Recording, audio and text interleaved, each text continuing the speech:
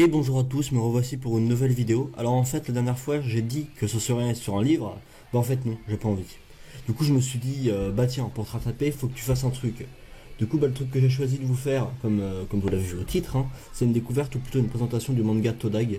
Si vous préférez Tale of Demon and God, de base c'est un light novel qui a été adapté d'abord en manhwa, en gros c'est un manga mais chinois. Après ça a aussi été adapté en donghua, mais j'ai pas trouvé ce que c'était. Triste, n'est-ce pas? Donc maintenant parlons de l'histoire en général. Tout se passe dans un endroit nommé Glory City où le reste de l'humanité résiste à d'horribles monstres et bêtes. Nili, le héros, a un potentiel de connaissances gigantesque.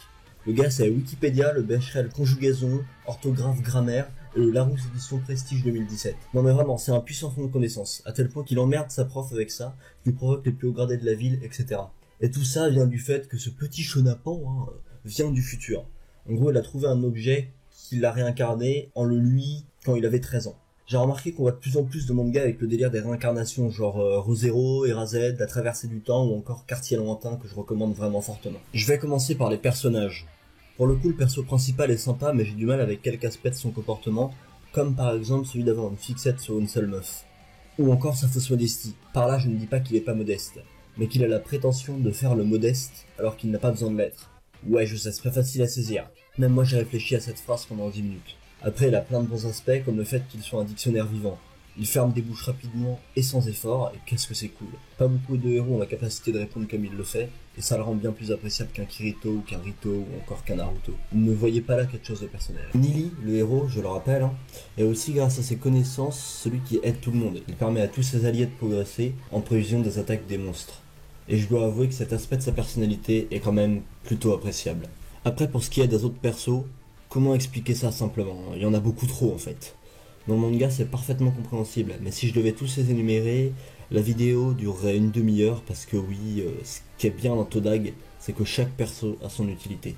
Alors je vais présenter les meufs parce que voilà, je suis un ouf. Alors Ninger, c'est la fille qui est folle du héros et qui est prête à tout pour le faire tomber. Mais là au moins, elle a plusieurs raisons. De plus, elle est monstrueusement puissante, qui rajoute un côté anti-Sakura, pas piqué des hannetons. Pour ce qui est de l'autre fille, Tsiyun, c'est une sorte de tsundere casse-couille mais sympa quand même, qui est elle aussi monstrueusement puissante et qui peut soulever des darons en toute impunité. De plus, sa famille est, on va dire, royale, donc elle peut se permettre beaucoup de choses, mais elle n'abuse jamais de ses droits, contrairement aux autres, ce qui fait d'elle une fille respectable. Après, il y a tous les potes de Nili, qui ont chacun eu leur petit moment de gloire. Ils sont aussi là pour mettre de l'humour, car c'est vrai que sans eux, on sourirait même pas devant le manga. Le scénario, quant à lui, est étrangement ficelé. Il est possible de s'y perdre facilement, mais si on suit bien le manga et qu'on n'oublie rien, ça reste très bon. L'auteur arrive à mêler la complexité à la simplicité en seulement quelques pages, ce qui rafraîchit la lecture. De plus, il semble prendre son temps pour faire ses chapitres, qui sont en moyenne de 8 pages. Il prend aussi le temps d'expliquer les tactiques, techniques et points de vue des autres personnages, ce qui favorise l'appréciation que l'on a d'eux. On peut aussi voir l'apparition d'un triangle amoureux très rapidement dans le manga, mais cela n'est pas envahissant et je dois quand même dire que c'est assez rare. Quant aux dessins, ils sont propres, pas une rayure, nickel. Franchement, je trouve que le style de dessin colle parfaitement pour l'univers. On rentre beaucoup plus facilement dans le délire. De plus, les couleurs rajoutent un côté, on va dire, émotionnel, qui manque souvent dans les mangas en noir et blanc. Si jamais je devais donner une note à ce manhwa, elle serait de 16, car il y a quand même des aspects de certains persos que j'apprécie pas. Donc là, c'est purement subjectif. De plus, le héros a un but qui, je trouve, est trop shonen. Protéger ceux qu'il aime. Bon, tel que je le connais, il y a probablement un autre but qui est rattaché à son ancienne vie. Mais pour le moment, nous n'en sommes pas au courant.